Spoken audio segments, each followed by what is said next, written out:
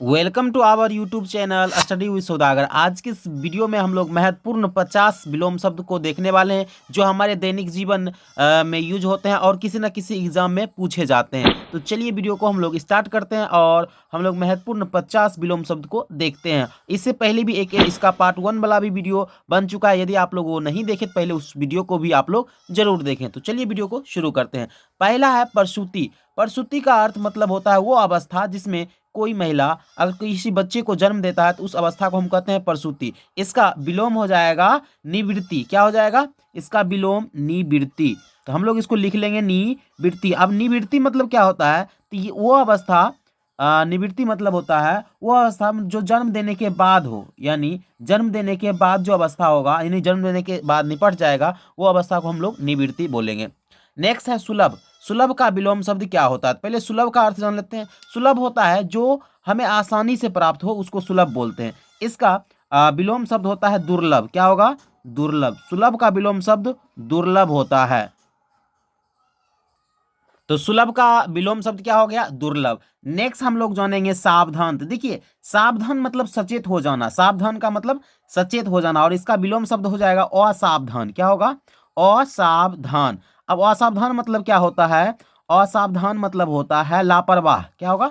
लापरवाह। नेक्स्ट हम लोग बढ़ते हैं समास। देखिए, हिंदी में आप लोग समास पढ़िएगा। कहता है समास का अर्थ होता है बड़ी चीजों को छोटा करना। समास का अर्थ बड़ी चीजों को छोटा करना और इसका विपरीत हो जाएगा व्यास। व्यास का मतलब होता है फैला देना। व्यास का मतलब फैला देना। नेक्स्ट है प्रशंसा। प्रशंसा कहता है किसी चीज की तारीफ करना, जो प्रशंसा कहलाता है। इसका अपोजिट हो जाएगा निंदा। निंदा मतलब बुराई या चुगली करना। क्या? बुराई या चुगली करना। तो इसका हम लोग विलोम शब्द निंदा लिख लेते हैं। नेक्स्ट है प्राण।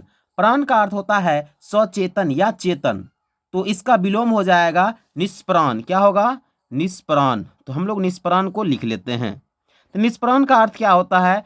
अचेतन या मृत, जो मरा हुआ हो। चलिए, नेक्स्ट है सुशील। सुशील जो अच्छे व्यवहार वाला जो होता है उसको हम लोग सुशील कहते हैं, या अच्छे आचरण वाला उसको हम लोग सुशील बोलते हैं और इसका विलोम हो जाएगा दुशील। दुशील मतलब होता है बुरे आचरण वाला। कौन? बुरे आचरण वाला।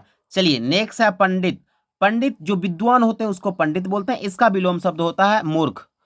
क्या होगा? मूर्ख। पंडित का विलोम शब्द मूर्ख। मूर्ख मतलब जिसके पास कोई ज्ञान ना हो। नेक्स्ट है खंडन। खंडन का मतलब होता है तोड़ना, किसी चीज को तोड़ना और इसका विलोम शब्द हो जाएगा मंडन। इसका विलोम शब्द क्या हो जाएगा? मंडन। नेक्स्ट हमारा है मानवता। मानवता मतलब ये इंसान का जो जिसमें गुण हो, जिसमें इंसान का गुण हो उसको मानवता बोलते हैं और जिसमें पशु वाला गुण हो उसको बोलते हैं निसंस्ता। तो इसका विलोम हो जाएगा निसंस्ता।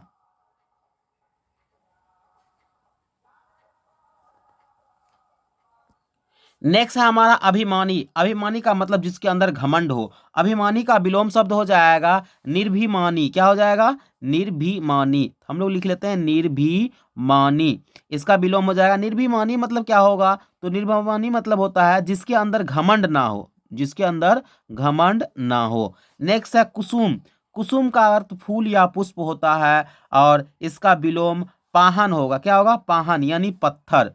पाहन का अर्थ क्या होता है? पत्थर। चलिए, नेक्स्ट है कायर। कायर का अर्थ होता है डरपोक और इसका विलोम हो जाएगा वीर। वीर मतलब योद्धा या साहसी। ठीक। तो चलिए अभी और हम लोग कुछ महत्वपूर्ण विलोम शब्द को देख लेते हैं। अगला है कनिष्ठ। कनिष्ठ कहते हैं जो हमसे उम्र में छोटा होता है उसको कनिष्ठ बोलते हैं और इसका विलोम शब्द हो जाएगा ज्येष्ठ। क्या हो जाएगा? ज्येष्ठ। इसका विलोम शब्द ज्येष्ठ हो जाएगा। नेक्स्ट हमारा ज्येष्ठ मिस हो जाए जो हम हमारे उम्र से बड़ा हो। नेक्स्ट है आलोक। आलोक का अर्थ होता है प्रकाश या उजाला और इसका विलोम शब्द हो जाएगा तिमिर। क्या हो जाएगा? तिमिर। तिमिर मतलब होता है अंधेरा। तिमिर मतलब अंधेरा। चलिए, नेक्स्ट है अवनी। अवनी का अर्थ होता है पृथ्वी और इसका विलोम हो जाएगा अंबर। क्या हो जाएगा? अंबर। अंबर मिस क्या होता है? तो अंबर मिस आकाश होता है। नेक्स्ट है अपेक्षा। अपेक्षा का अर्थ होता है चाहत। अपेक्षा मतलब चाहत और इसका विलोम हो जाएगा उपेक्षा। क्या हो जाएगा? उपेक्षा। उपेक्षा मतलब तिरस्कार होता है। क्या होता है? तिरस्कार। नेक्स्ट है भाव। भाव का अर्थ होता है जो हमारे पास हो। ठीक। और इसका विलोम हो जाएगा अभाव। अभाव मतलब जो हमारे पास ना हो। चलिए नेक्स्ट हम लोग बढ़ते हैं। नेक्स्ट है अनुराग। क्या है? अनुराग। अनुराग का मतलब किसी चीज में लगा होना होता है। अनुराग का मतलब किसी चीज में लगा होना, और इसका विलोम हो जाएगा विराग। क्या होगा? विराग। विराग का अर्थ होता है हर चीज से जो मुक्त है व्यक्ति, उसको विराग बोलते हैं, मतलब हर चीज से मुक्त हो जाना। चलिए नेक्स्ट है कुरूप। कुरूप का अर्थ होता है वैसा रूप जो बेकार हो, खराब हो, उसको बोलते हैं कुरूप, और इसका विलोम हो जाता है सुरूप। क्या होगा? सुरूप। इसका विलोम हो जाएगा सुरूप। सुरूप कहते हैं वैसा रूप जो सुंदर हो, अच्छा हो। चलिए नेक्स्ट है अतिथि। अतिथि मतलब मेहमान। अतिथि मतलब मेहमान, और इसका विलोम हो जाएगा, क्या हो जाएगा? अतिथे। क्या हो जाएगा? अतिथे। अतिथे मतलब क्या होता है? तो अतिथे मतलब होता है मेजबान, जो घर पर ही रहता है, उसको बोलते हैं अतिथे। देखिए अतिथि और अतिथे में अंतर है, ये इसका विलोम है। चलिए नेक्स्ट है अदम्भ। अदम्भ का अर्थ होता है सभ्य व्यक्ति, और इसका विलोम हो जाएगा क्या? दम्भी। क्या? दम्भी या कपटी, याद रखिएगा, दम्भी या कपटी।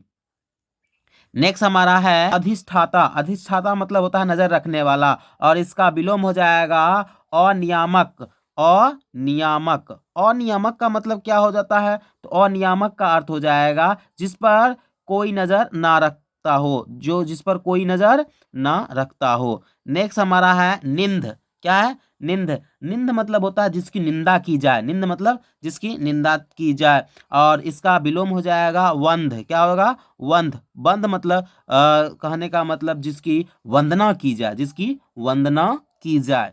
अगला है अधिक्षेप। अधिक्षेप मतलब होता है किसी के बुराई करना, किसी का बुराई करना, और इसका विलोम हो जाएगा प्रशंसा। क्या हो जाएगा? प्रशंसा। इसका विलोम हो जाएगा प्रशंसा या स्तुति। प्रशंसा या स्तुति, यानी तारीफ करना। अगला है, अगला क्या है? तो अगला है स्वीकिया।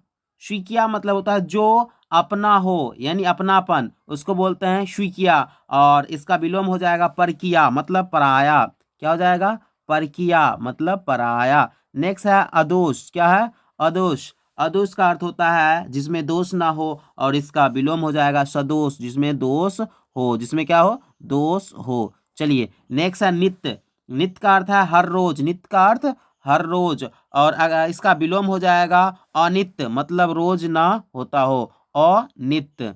अनित्य। चलिए नेक्स्ट है हमारा आदृत। आदृत का अर्थ हो जाता है जिससे मतलब जिसे आदर प्राप्त हो, जिसे आदर प्राप्त हो, और इसका विलोम हो जाएगा अनादृत। क्या हो जाएगा? अनादृत।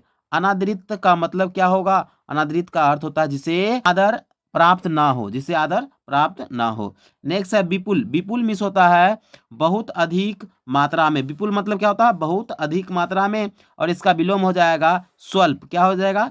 स्वल्प। स्वल्प का अर्थ होता है बहुत कम मात्रा में। क्या? बहुत कम मात्रा में। नेक्स्ट है सृजन। सृजन का अर्थ होता है निर्माण करना। सृजन का अर्थ क्या होता है? निर्माण करना, और इसका विलोम हो जाएगा विनाश। क्या हो जाएगा? विलोम, विनाश। या इसी में एक और याद रखें आप, संहार भी याद रखें, संहार, ठीक, यानी खत्म कर देना। नेक्स्ट है रिजु। रिजु का अर्थ होता है सीधा, एकदम सीधा, और इसका विलोम हो जाएगा वक्र। वक्र मतलब होता है टेढ़ा। वक्र मीन्स टेढ़ा। नेक्स्ट है कपटी। कपटी जिसके अंदर कपट हो यानी छल हो, उसको बोलते हैं कपटी, और इसका विलोम हो जाएगा निष्कपटी। क्या हो जाएगा? निष्कपटी। तो हम लोग इसका विलोम लिख लेते हैं निष्कपटी। चलिए नेक्स्ट क्या है? तो नेक्स्ट है सुधासिक्त। क्या है? सुधासिक्त। सुधासिक्त मतलब अमृत यानी सुधा से युक्त। अमृत या सुधा से युक्त। इसका हो जाएगा विलोम विशाख। क्या हो जाएगा? विशाख। विशाख मतलब जिसमें विष हो, यानी जो जहर से युक्त हो, उसको हम लोग विशाख बोलते हैं। नेक्स्ट है वैकल्पिक। क्या है? वैकल्पिक। वैकल्पिक मतलब होता है एक से अधिक ऑप्शन होना, यानी एक से अधिक हमें चुनना रहता है उसमें, और इसका विलोम हो जाएगा अनिवार्य। क्या हो जाएगा? अनिवार्य। अनिवार्य का मतलब हो जाएगा यानी जो जितना है उसी में, यानी जो हमें चुनना है, चुनने के लिए दिया गया है, उसी में हमको करना है। ठीक, चलिए आगे हम लोग बढ़ते हैं। आगे है विघटन। तो विघटन का मतलब क्या होता है, पहले ये समझ लेते हैं। तो विघटन का मतलब हो जाता है अलग अलग हो जाना। क्या? अलग अलग हो जाना, और इसका विलोम हो जाएगा संगठन। क्या हो जाएगा? संगठन मतलब एकजुट होना। क्या? एकजुट होना। चलिए नेक्स्ट है स्थूलकाय, मतलब बड़े जिसका शरीर होगा, बड़े शरीर वाला, उसको हम लोग बोलते हैं स्थूलकाय। और जो कमजोर दुबला पतला रहता है उसको बोलते हैं कृशकाय। क्या बोलेंगे? कृशकाय। तो इसका विलोम हो जाएगा कृशकाय। विलोम हो जाएगा क्या? कृशकाय। नेक्स्ट है आय।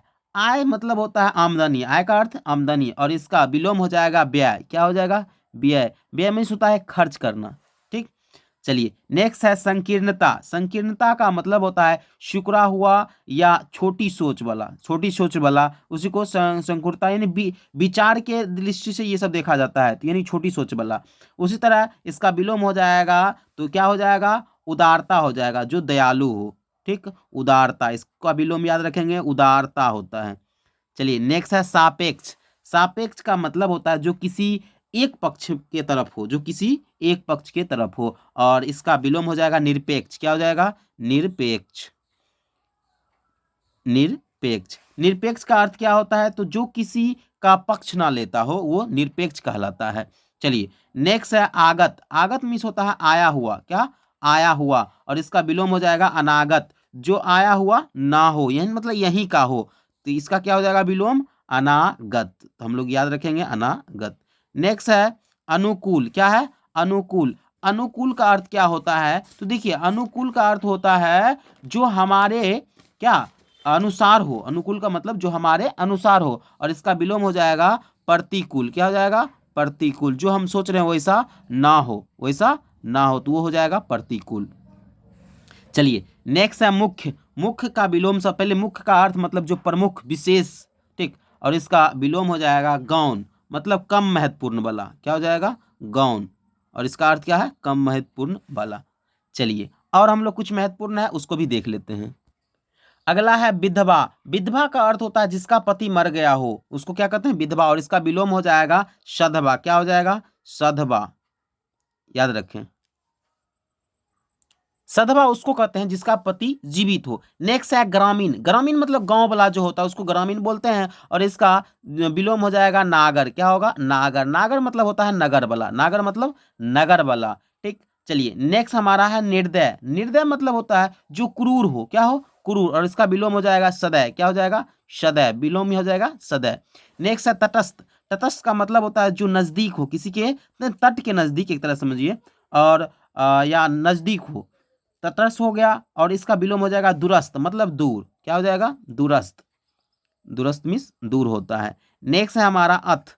अथ का अर्थ क्या होता है? किसी चीज का शुरू करना अथ कहलाता है, और ऐसी चीज को समाप्त करना इति कहलाता है। क्या? इति। नेक्स्ट है अतिवृष्टि। अतिवृष्टि मतलब होता है अधिक वर्षा वाला स्थान। अतिवृष्टि मतलब अधिक वर्षा वाला स्थान, और इसका विलोम हो जाएगा अनावृष्टि। क्या हो जाएगा? अनावृष्टि। इसका विलोम अनावृष्टि। चलिए अनावृष्टि का अर्थ क्या होता है? तो अनावृष्टि का अर्थ हो जाएगा जहां कम वर्षा हो, यानी कम वर्षा वाला स्थान। नेक्स्ट है उत्तरायण। क्या है? उत्तरायण। उत्तरायण का अर्थ होता है उत्तर गोलार्ध में हो, तो उसको हम बोलते हैं उत्तरायण, और इसका विलोम हो जाएगा दक्षिणायन। क्या हो जाएगा? दक्षिणायन। तो हम लोग इसका विलोम लिख लेंगे दक्षिणायन, यानी जब सूर्य दक्षिण गोलार्ध में हो। चलिए नेक्स्ट है निरामिष। निरामिष का अर्थ होता है जो मांस नहीं खाता है, यानी मांस नहीं खाना वाला, और इसका हो जाएगा विलोम आमिष। क्या हो जाएगा? आमिष। आमिष उसको बोलते हैं जो मांस खाता हो, यानी आमिष, या इसी को सामिष भी होता है, तो आमिष याद रखिएगा, आमिष या सामिष। ठीक। इस तरह हम महत्वपूर्ण इसमें जितने भी 50 महत्वपूर्ण विलोम शब्द को देख लिए। आई होप कि आपको यह वीडियो अच्छा लगा होगा। हमारे चैनल पर इसी तरह और भी वीडियो देखने के लिए आप हमारे चैनल को जरूर सब्सक्राइब करें। साथ ही साथ यदि आप लोग चाहते हैं कि हिंदी व्याकरण के बहुत से ऐसे टॉपिक हैं जिनका 50-50 प्रश्न महत्वपूर्ण प्रश्न वाला आए, तो आप लोग पहले इस चैनल को जरूर सब्सक्राइब कर लें और चैनल पर एक बार चेकआउट जरूर करें। तो मिलते हैं नेक्स्ट वीडियो में, तब तक के लिए जय हिंद, धन्यवाद।